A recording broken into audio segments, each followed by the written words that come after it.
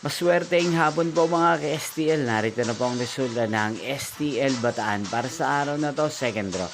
September 30, 2025, araw ng Martes.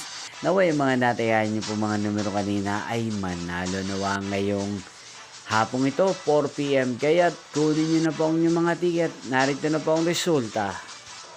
Ang mga numerong nanalo sa STL Bataan ngayong hapong ito, September 30, 2025. 4 p.m. second draw result 11 at 1 in exact order.